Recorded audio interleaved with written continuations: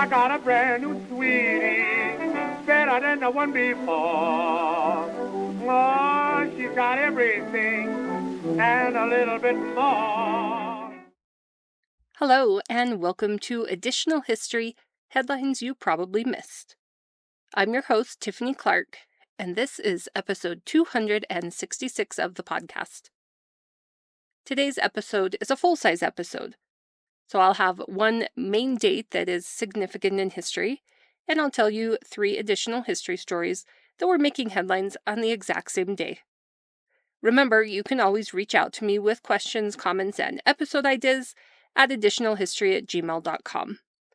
And if you want to see the articles and pictures that accompany the stories I'm going to tell you today, you can always watch and listen to the podcast over on YouTube. Okay, enough of that. Today's episode date is taking us back in history to May 22nd, 1960. If you've been listening to this podcast for a while, you know that sometimes I tell stories of happy, good events, and sometimes I talk about devastating events. Today is a devastating event. I'm taking today's headline from the Pueblo Star-Journal and Sunday Chieftain out of Pueblo, Colorado. It says, "Earthquake hits big Chilean area." Friends, this is going to be a disaster episode. Today's episode covers the 1960 earthquake in Chile. You might be wondering why I chose this specific earthquake from history when there have been so many earthquakes over the years, including the devastating earthquakes in Venezuela that we had just a few months ago. Clear back in 2021, in episode 72, I covered the largest earthquake in United States history. That took place in Alaska in 1964, and it was the second biggest earthquake in history. Well, today's episode, the May 22nd, 1960 earthquake in Chile, was even stronger. According to the U.S. Geological Survey, it was a 9.5 on the Richter scale, the most powerful earthquake to ever be recorded. That's terrifying. The terror for the people living in Chile, a country whose border follows the western coast of South America, actually began the day before, on May 21st. Multiple smaller earthquakes occurred before the big one hit, including one that was a 7.6. That in and of itself is a big earthquake. It's slightly bigger than the ones that recently devastated Venezuela. I'm sure the people thought they were out of the clear, and they could start the cleanup process. But unfortunately, the big one wouldn't hit until the next day, just after 3 p.m., with an epicenter near Valdivia. The shaking went on and on, lasting for 10 minutes.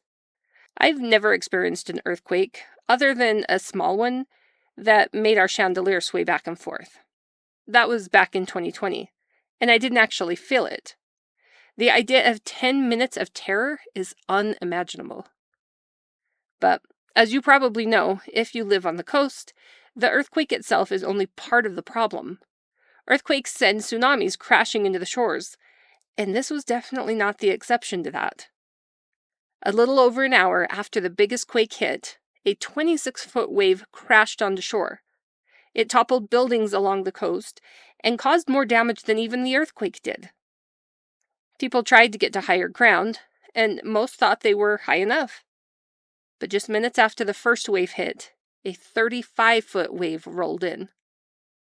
According to History.com, that wave alone killed 1,000 people. Chile is a mountainous country, and the earthquake caused landslides. But again, that wasn't the last of the horror. The next day, a volcano erupted just 70 miles east of Valdivia and began sending a stream of lava down its side. The volcanic eruption caused more landslides and left more people dead and injured. Oh, and have I mentioned the rain yet? Part of the country got a massive rainstorm, so on top of everything else, they were experiencing flooding. The citizens of Chile just could not catch a break. I should probably note that those tsunami waves touched off by the earthquake didn't just hit the coast of Chile. They traveled in multiple directions across the Pacific Ocean, including to Hawaii, that was nearly 7,000 miles away. The waves weren't nearly as big as the ones that hit closer to the quake, but they still caused a lot of damage, and 61 people were killed in Hawaii alone.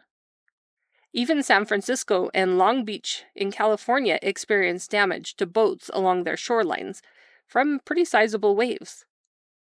In Japan, the waves hit about 22 hours after the earthquake, doing major damage along that country's coast. There aren't a lot of pictures of the devastation in Chile because there just weren't a lot of available cameras there at the time. But in Japan, many pictures were taken, and it's hard to believe that Chile got it even worse than they did. Somewhere between 120 and 140 people were killed in Japan. When the aftershocks and tidal waves and volcanoes and rain finally stopped, people began the recovery process. Surprisingly, the death toll in Chile was somewhere between 5,000 and 6,000. That's definitely a lot of people, but not nearly as many lives were lost in the world's strongest earthquake as were lost in others that took place in really densely populated areas at other times. Millions of people were left homeless, though. Well, enough about earth-shaking news. I think it's time to open some more newspapers and see what else was being reported on May 22nd, 1960.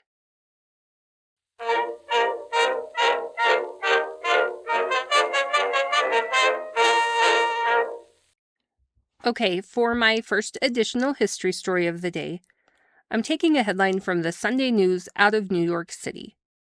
This story wasn't super widespread, but I did find it interesting, so I figured I'd share it. This headline says, "A record jury finds 2 guilty of murder."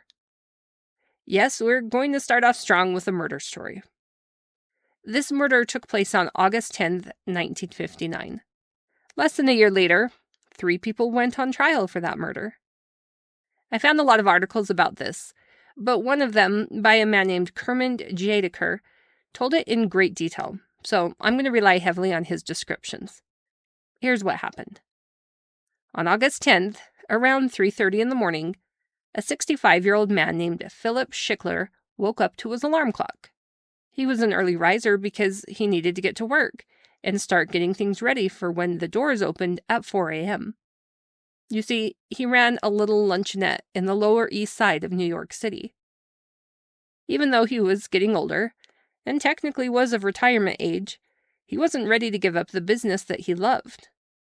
He originally ran the luncheonette with an older brother, but that brother had retired a couple of years earlier. Philip had been running the business for 42 years, and as a widower, he figured he had nothing else to live for. And he lived in an apartment above the luncheonette, so it wasn't too hard to commute to work. Now, the articles I read didn't specifically say that Philip was Jewish, but they implied that he was. And I know that his luncheonette specialized in kosher food. Because of that, it was a popular place for those in the Jewish community to hang out.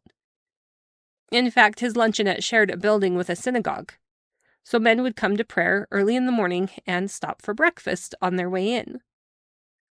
At this time, the Lower East Side was undergoing a lot of changes. Many of the younger generation were moving out to places like Brooklyn and the Bronx, and the population left behind was getting older and older. While eating their breakfast, they'd stay and chat a while with Philip and talk about the state of the world and the changes that were happening in their own neighborhood.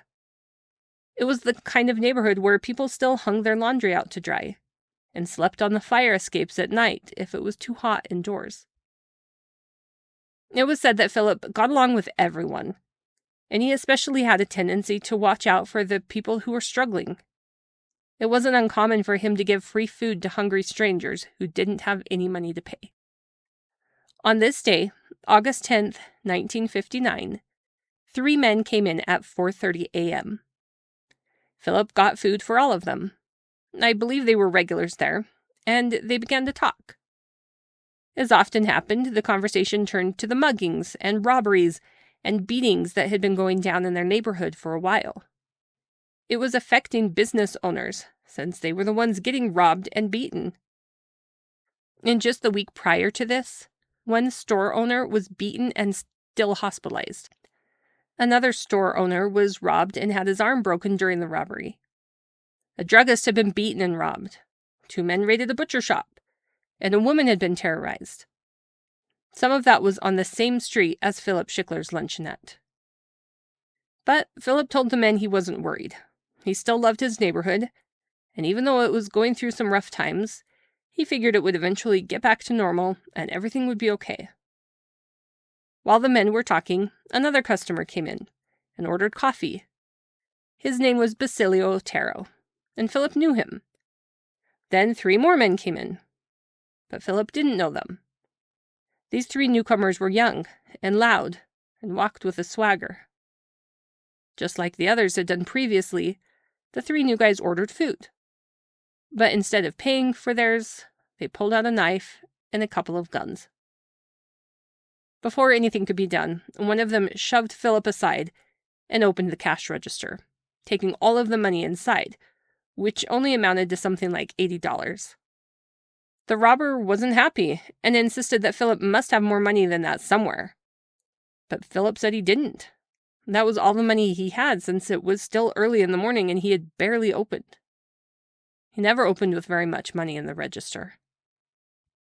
The 3 robbers were still angry, though. So one of them slashed Philip in the wrist, while another one hit Basilio Otero since he looked like he was young enough and fit enough to fight back.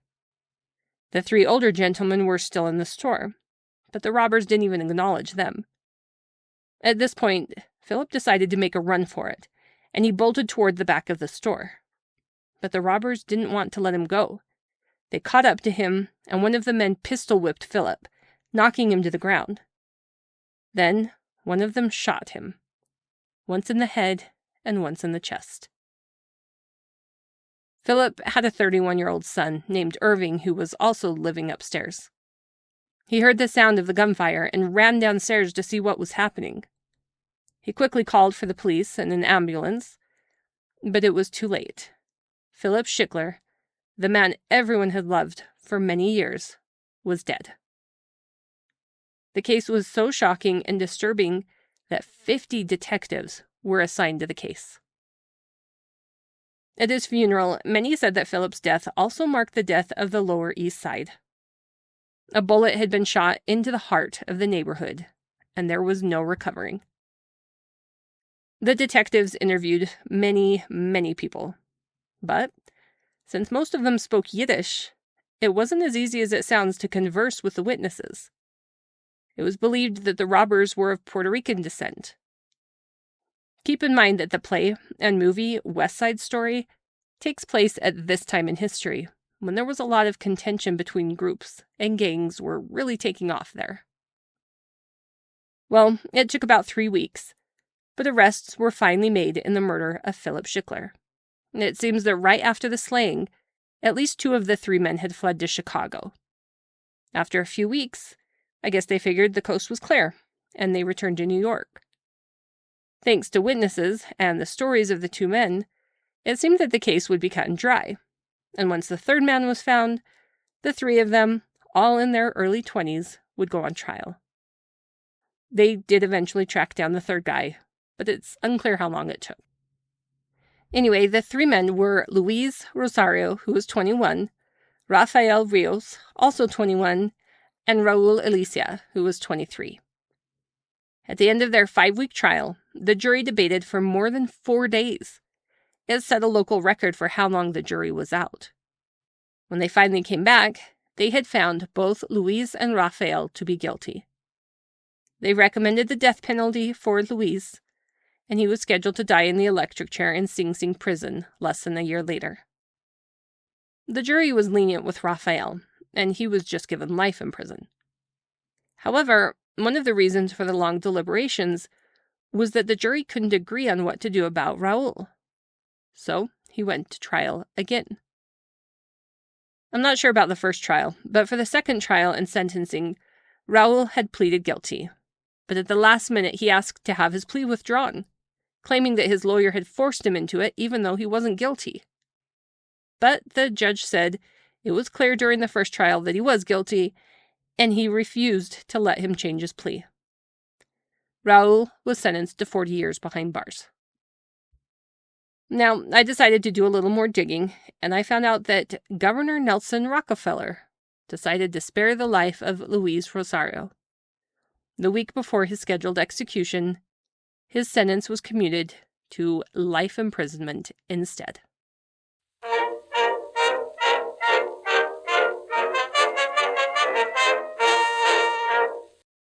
For my second additional history story of the day, I've got a tale of a dramatic rescue for you. This story was in many, many newspapers that day.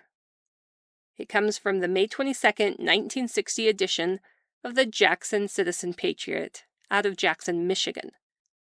The headline says, "Last Injured Climber Rescued."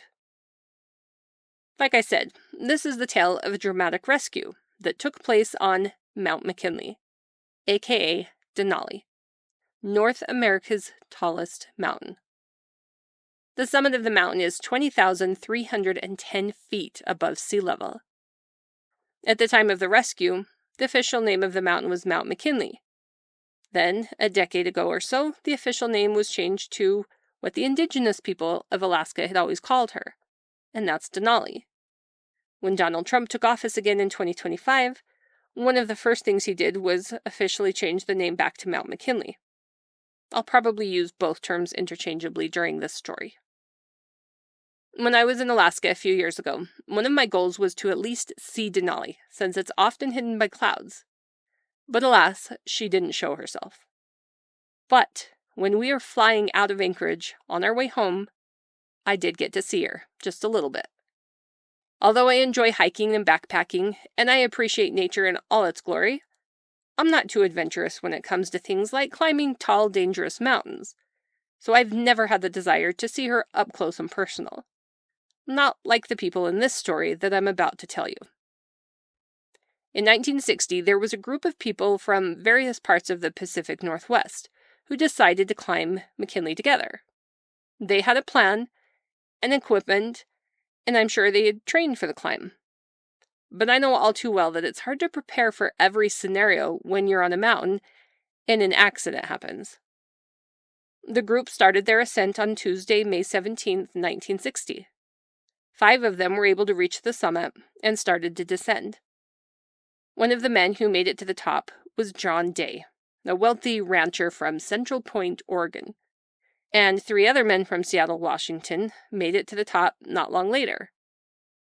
On their way back down, John and the 3 men from Seattle, Pete Schoening and James and Louis Whitaker, who were twins, lost their footing and fell 400 feet down the mountain.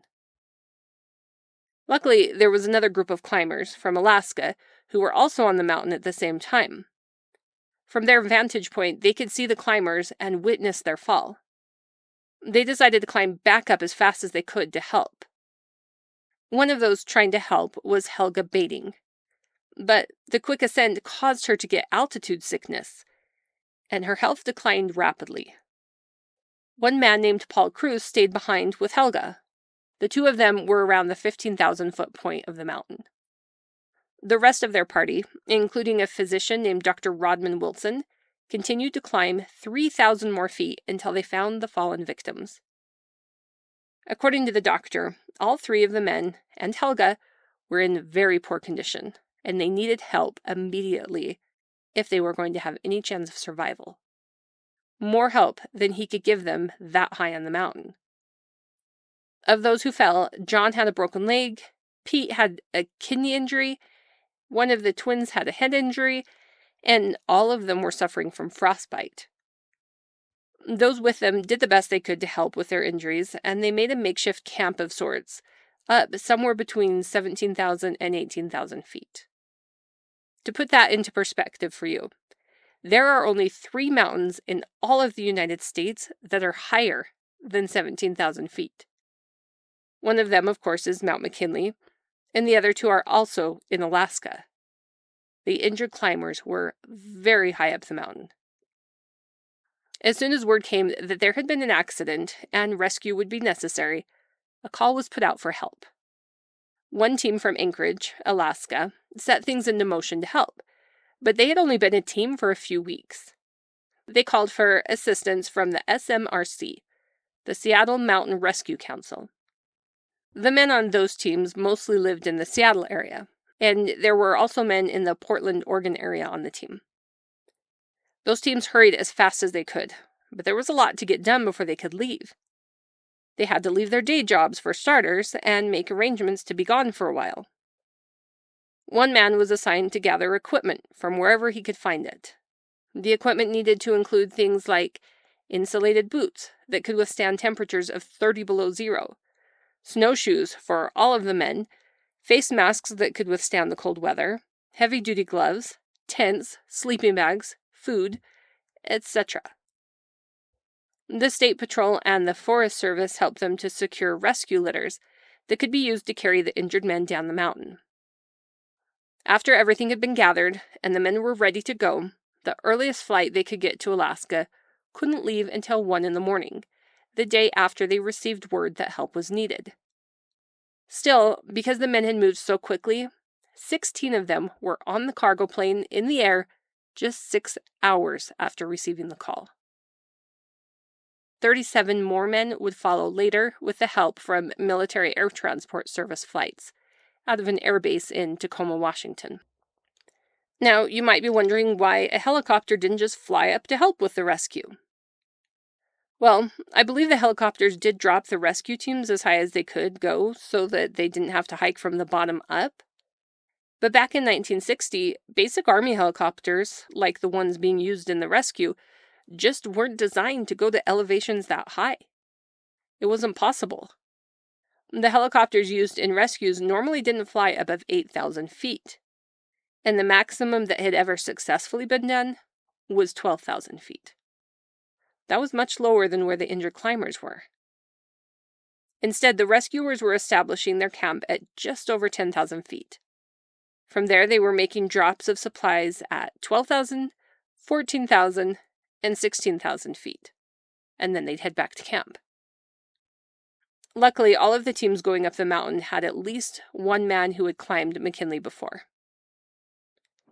One test pilot decided to give it a go and reported that he almost made it to 16,000 feet. But there was absolutely no way to land because the winds were just too crazy. Another helicopter made an attempt to go higher, and at least to get to Helga, but due to mechanical problems, it too had to turn around. So, the rescuers decided to drop plasma for Helga since they couldn't land anywhere near her. But unfortunately, the dropped package fell into some sort of hard-to-access glacial area, and the two men who were with her didn't think it was worth the risk to try to retrieve it. They made the decision to make a litter to carry her and start to descend to a point where helicopters could reach them. If they had to wait for people to climb all the way up, according to Paul Cruz, Helga's survival was doubtful. Now, at this time in history, the United States Air Force had been working on planes and helicopters that could reach higher and higher elevations. One of the helicopters they'd been working on was called the H-43B, and it was a turbine-powered helicopter. It had recently broken the world record and flown at 30,000 feet. The Air Force decided to assist in the rescue, and two of those H-43B helicopters were headed to Alaska. But since that's not where they were typically stationed, it was going to take some time. People really were doing everything they could. But in that time of history, some things just weren't easy. After all, it had only been 7 years since the first people summited Mount Everest. Finally, the first good thing happened on Friday, 3 days after the fall, when the team helping Helga were able to get her far enough down the mountain that a rescue team was able to take over her litter. The rescuers then brought her down far enough and were able to helicopter her out. That same day, as helicopters were brought in that could fly to higher elevations, John Day was lifted off the mountain and taken to a safe location by pilot Link Luckett. By this point, the base camp at just over 10,000 feet was getting a bit crowded. So unless they were essential, men had to be moved to other places so that there would be room for the experienced climbers. On Saturday, Link Luckett decided to make another trip in his helicopter. And despite blowing and drifting snow, he successfully rescued Peter Schoening. That same day, one of the official rescue teams were able to reach the remaining men on the mountain, and they slowly but surely started to work their way down to 13,500 feet. Just when things were looking good to get the remaining injured men off the mountain, a storm swooped in, and the rescuers had to wait out some very bad weather. On the same day that Chile was experiencing a devastating earthquake, the rescuers and injured men were on Denali trying to survive some very bad weather. On Monday, the storm continued, but by evening it cleared enough that another helicopter was able to find them and fly them from the base camp down to Talkeetna, Alaska, and from there to places equipped with the necessary medical equipment to meet their needs. At this point, there were about 50 men who were part of the different rescue teams, scattered across the mountain. A helicopter equipped with a loudspeaker had to fly over them and tell them that the rescue was complete and that it was time to come down. What began as a disaster ended up being a miracle as people worked together in one of the hardest mountain rescuers that had ever taken place at that point. All of those who were originally injured survived the ordeal. That was it. End of story. Or so I thought. Most of the articles I initially read, including a big one about the rescuers and their journey to Alaska from Seattle, made it seem like everything went as smoothly as could be expected, and everyone was okay. But that's not quite true. Many of the articles left out a key event of the rescue, or added it as a side note at the end. But for the families involved, it carried much more weight than a side note. On Saturday, the same day people in Chile were experiencing an earthquake, an airplane carrying 2 men from the Air Force was circling Mount McKinley, looking for places to make a supply drop for those still stuck on the mountain. Sadly, something went wrong, and the plane crashed into the side of the mountain. Both men on board were presumed to be dead. They were 34-year-old Robert T. Elliott from Illinois and 36-year-old William Andrew Stevenson from Alaska. This greatly complicated the situation, because not only were there still injured climbers on the mountain, there were also bodies that loved ones would like returned. But after assessing the situation, it was determined that Mount McKinley would forever be the resting place of Robert and William. The conditions where the plane was were just too hazardous to try to retrieve their bodies. In an extra sad twist, Robert's son was killed in Vietnam just 8 years later. He was less than a month into his tour there. Robert's wife had to endure more than any woman should ever be asked to endure. To my knowledge, those men's bodies are still on the mountain. Mount Elliott in Alaska is named after Robert.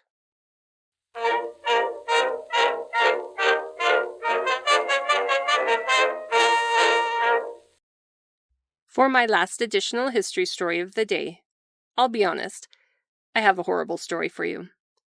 This is one that is still talked about today in some parts of the world. This headline comes from the Sunday Pictorial out of London, England. The headline says, 4 tragic children try to forget. Now, although the people in this article were of British descent, and I first saw the article in the London newspaper, the story took place in northern Rhodesia. You would know the country better by its current name. Northern Rhodesia is the country of Zambia, which is a landlocked country in the southern part of Africa. At the time, Northern Rhodesia was a British protectorate, and if I understand them correctly, protectorates basically make it so that a country is mostly independent, and they can take care of their domestic issues themselves, but someone else, in this case the British, is in charge of their military and their foreign dealings, acting as their protector of sorts. Northern Rhodesia had large copper deposits, and the British liked that very much. I don't want to explain all of the politics and everything that happened, but around this time in history, northern Rhodesia was being forced to combine with southern Rhodesia and some other areas, and there was a lot of pushback and civil unrest. Some people didn't like the white influence in the area, and that's why they were pushing back. As a quick side note, this wasn't the only part of the continent that was undergoing civil unrest. It had only been 2 months since Nelson Mandela publicly burned his passbook down in South Africa. Northern Rhodesia did end up gaining its independence and changed its name to Zambia just a few years after this incident took place, in 1964. Obviously, there was a lot more to all of this, but that's a very watered-down version, and you need to know a little bit of that background information to understand this story. Now, before I continue, I also need to tell you a couple more things. First, I read multiple versions of this story, and although the general idea of what happened is the same in all of the cases, there are some details that differ from others, including the date of the event and the victim's age. So if you know the story already, be aware of that. Much of what I say will come from a written account by a man named Brian Malenga. Second, this is kind of a gruesome story, so be aware of that if young children are listening. Okay, one of the areas where the details vary is the date that everything took place. It varies by at least a week, depending on the source, but I believe it happened on May 8th, 1960. That day started out like most days did for the Burton family. They had immigrated to northern Rhodesia 4 years earlier. Their family consisted of the father, Robert, mother, Lillian, and 4 children. They loved it there so much that they were soon joined by Robert's widowed mother and both of Lillian's parents. On that tragic day, Lillian and 2 of her daughters, Rosemary and Debbie, ages 5 and 12, had driven somewhere in the vicinity of Andola to do some shopping. On their way back home, Lillian's car was ambushed by a group of men. These men had just attended some sort of meeting or rally for the UNIP, or the United National Independence Party, and they were pretty fired up. Riots began, and the chaos soon spread to other areas. Unfortunately, Lillian and her girls were just in the wrong place at the wrong time. When some of the men saw her car, and saw that a white woman was in it, they ran out and began throwing stones at her car, forcing her to stop. Despite Lillian's protests, the men pulled out a gas canister and began to douse her car in it. Lillian yelled, "Don't do it!" But the men ignored her pleas and continued to spread the gasoline. In the process, some of the gasoline splashed onto Lillian. And then, without any hesitation, the men lit the car on fire. Lillian and her girls, and the family dog they had with them, fought their way out of the burning vehicle. The girls ran to hide, but the men stopped Lillian, who was badly burnt at this point. They stripped her down to nothing but her underwear, and then they beat her badly burned body. The family dog tried to fight back, but the men attacked the dog, killed him, and threw his body into the burning vehicle. It was an absolutely horrible, unbelievable act against innocent people. After everything they did, the men fled the scene, leaving Lillian in the middle of the road. Somehow, still clinging to life, she managed to drag herself into the bushes on the side of the road. She was barely conscious at this point, but she managed to hold on until help came, and she made it to a hospital. One of her daughters had barely any injuries. The other had a pretty severe burn on her arm that left a permanent scar. But nothing was life-threatening. Lillian, however, was much, much worse. Doctors began examining her and realized that she was burned over 70% of her body. At that time in history, doctors said victims who had 30% of their body burned usually died from their injuries. Lillian was 38 or 39 years old, and she should have had a lot of life left with her young children. She fought valiantly and told her family not to blame all of northern Rhodesia for what happened to her by a few people. She still loved the country. Despite all that was done for her, Lillian passed away a few days after the attack. Although the attack on Lillian and her family was the worst, it wasn't the only attack that day. Many vehicles with white occupants were forced to stop, and their passengers robbed as the mobs continued to riot throughout the day. After everything that happened, Robert and his kids decided to go back to England just to get away for a while. Everyone in Rhodesia knew who they were, and they just wanted some time to be together to try to heal from what they'd been through. They vowed to return home, though, because that's what Lillian would have wanted. And all of their parents were still in the country. As you can imagine, the white community in northern Rhodesia was understandably angry, and an investigation began that ended up being one of the biggest manhunts and investigations in Zambian history. The leaders of the United National Independence Party, who had run the meeting that riled everyone up that day, were all brought in and questioned. The members of the mob that were identified were all arrested. Everyone else that hadn't yet been caught went into hiding. And one of the problems impeding the investigation was that the witnesses who actually saw what happened that day were scared of the police and the UNIP. They didn't trust anyone, so they fled Ndola. In some cases, they completely left the country. One witness was eventually found in southern Rhodesia, which you would know as modern-day Zimbabwe. Other witnesses were eventually found in other places and put under police guard in secret locations. 500 witnesses were questioned and had their statements recorded. On May 28th, a couple of weeks after the attack, 14 men were arrested. In order to have witnesses safely identify the killers without retaliation from the UNIP, the police put hoods over all of the witnesses and then paraded the accused in front of them. After all was said and done, 4 men were charged with the murder of Lillian Burton. They were Edward Cresta Ngebi, Robin Kamina, James Pekani Firi, and John Chandamulenga. At least one other man, believed to be part of the killing, was never apprehended. The men went to trial, were found guilty, and were hanged 2 years later in 1962.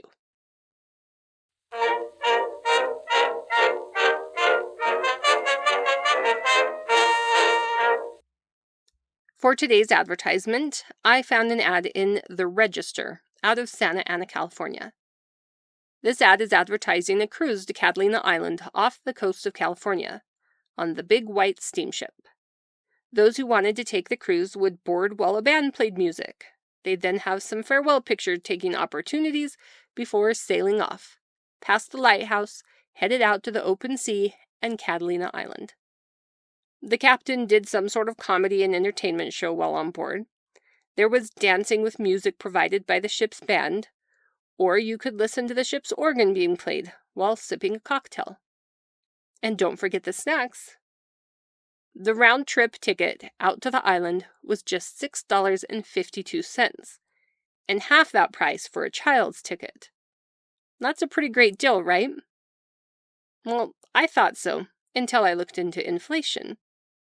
If inflation is taken into consideration, it's actually cheaper now to get a round-trip ticket. Of course, the entertainment isn't as elaborate. Friends, thanks for listening today as we took a look back at what was happening around the world the same day that Chile experienced the strongest earthquake in recorded history. That was a day we definitely don't want to repeat. Join me again in 2 weeks from today for another all-new episode. It'll be a fun main story that I think you're going to like. Talk to you later.